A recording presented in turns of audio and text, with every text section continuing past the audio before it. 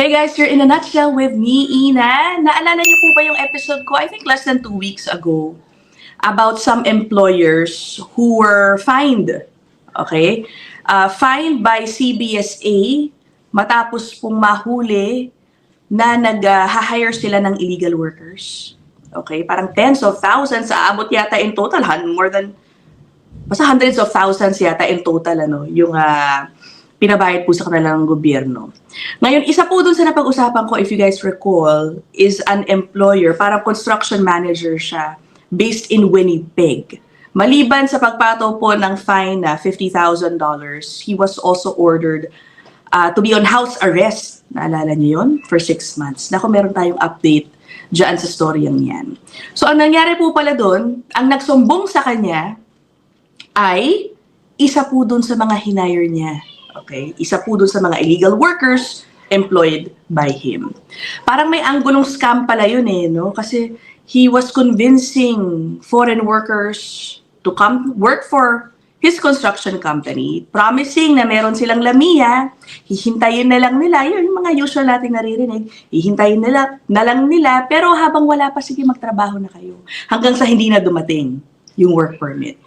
Okay, ganyan po ang nangyari doon, So ito namang naloko niya, okay, convinced na legitimate ang kanyang magiging status, magkakaroon siya ng valid status, hindi komportable doon sa naging sitwasyon, kaya rin po siya nagsumbong sa CBSA. Alam niyo po ang nangyari sa kanya matapos siyang magsumbong? Pinadeport din po siya. Diba? I have mixed emotions about it because alam naman natin, wala kasi talaga siyang status to begin with. So talagang may basihan para po siya ay magkaroon ng removal order. But at the same time, parang naawa naman din ako kasi nagmagandang loob po siya na magsumbong ng pagkakamaling ginagawa ng isang employer. Tapos ayun, ang naging sanction, kailangan din po talaga niyang umalis. Pinadeport pa rin po siya. Anyway, sige, puntahan na po natin ang report na yan. Yeah. This is from CBC News, published April 10, 2025. Okay, so Brazilian po pala yung nagsumbong.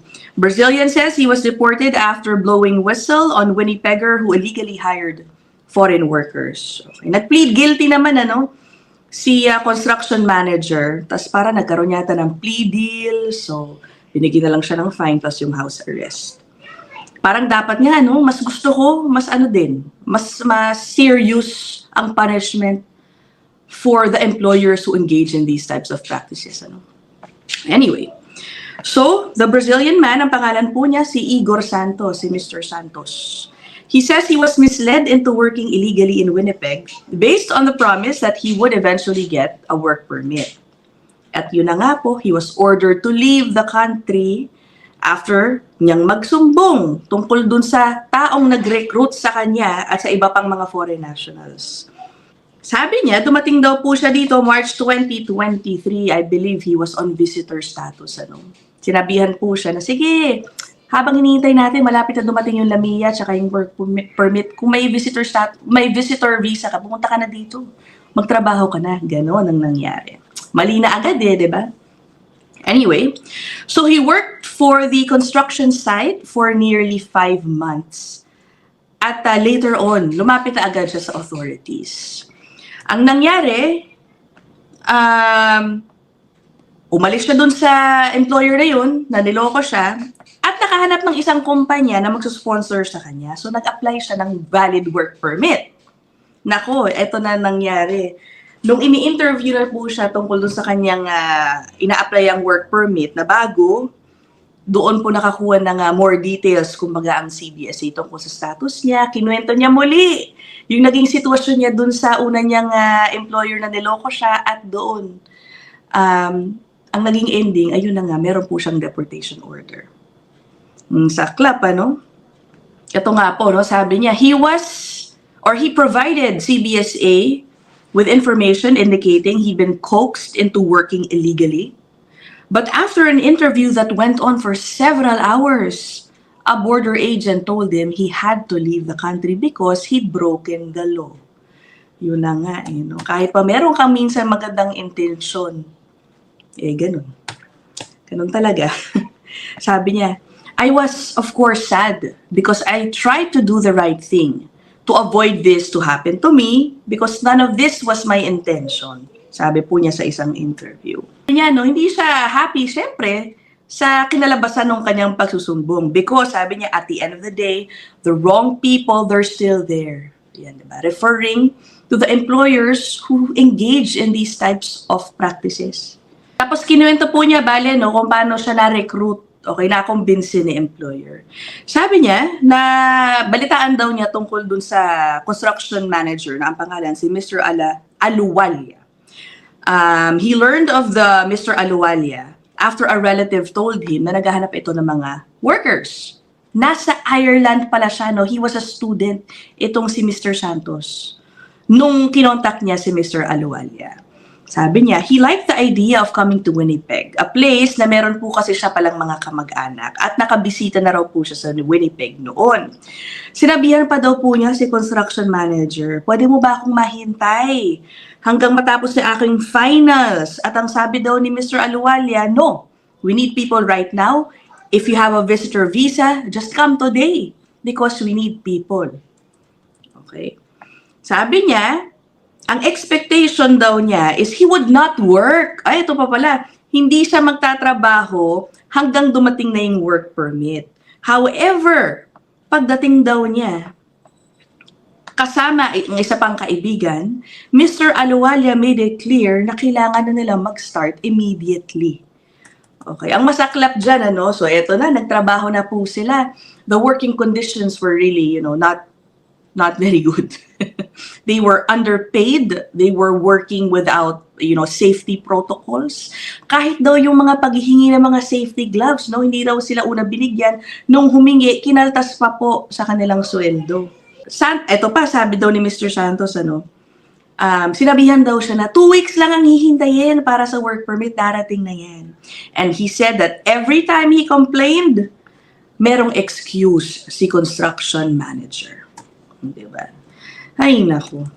Anyway, ayun na nga, hanggang sa nagsumbong na po siya. Alam niyo yung palusot lang talaga ang explanation rather ni employer. Kailangan niya talaga daw mag-hire ng foreign workers. Kumbaga parang mahuhuli siya sa deadline ng kanyang project, ng housing project nila, na meron siyang 2 years daw po para tapusin.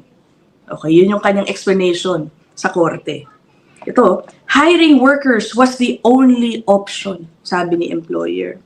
All of my family invested in the project. About 50 families would have gone bankrupt. This was the only option. Diba? And he claimed, I think falsely claimed, that the workers he hired enjoy all the benefits, they get paid, they get money for the lodging, etc. So, ayun ang nangyari. Wala. It is a sad ending for everybody, sa totoo lang. Pero, yun na nga, no? Anong palagay nyo? Anong opinion ninyo sa nangyari dito kay Mr. Santos? Nagsumbong siya tapos sa pa-report. Wala eh. Wala tayong magagawa eh. I'm not sure, no? Hindi po nakasulat dun sa article if maybe he tried to stay or secure valid status through humanitarian and compassionate grounds. Hindi ko alam, ano? Kasi alam ko po, meron pong ilang mga foreign workers dito, di ba? Minsan kapag nakaka-encounter sila ng mga abusadong employers, halimbawa, hindi sinusunod yung wage nila na nakasaad sa kontrata, o hindi sila binibigyan ng sapat na oras. Pag ganun, many times nakaka-avail sila ng, o nakakakuha sila ng vulnerable work permit. Yan, nakakaalis sila dun sa employer nila na yon. Yun nga lang, ang pagkakaiba kasi dito, si Mr. Santos talaga nagtrabaho siya on a visitor visa. Wala talaga siyang valid authority to work. Yun na nga, hindi maganda doon. So, di ko alam eh, pag ganito bang sitwasyon na naloko, sabi mo talagang tunay na naloko, hindi ba wala ba silang paraan para makastay dito again? Maybe through humanitarian and compassionate grounds. Hindi ko alam eh, di ba? Kasi kawawa din naman. Lalo na sa mga panahon ngayon, nangangailangan ng mga construction workers dito sa Canada. And also because the Canadian government, hindi po ba, I think last month even announced that they do plan to regularize some undocumented construction workers, di ba?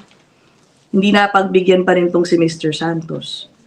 At isa pang nakikita ko dito, guys, ito mga ganitong reports. Sa mga panahon ngayon, nasabi nga, ang dami nagsusumbong.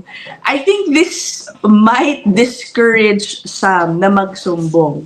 Bakit? Kasi ayaw nila ng gulo, ayaw nila ng hassle. Talaga may takot sila na baka ang ending, baka ma-deport din ako. Magulo pa yung status ko dito, di ba? Ayun. Yun lang naman ang mga nasa isip ko. So let me know what you guys think. I look forward to seeing your comments down there in the comment section. I'll end this episode here. I'll see you guys in the next one. Bye!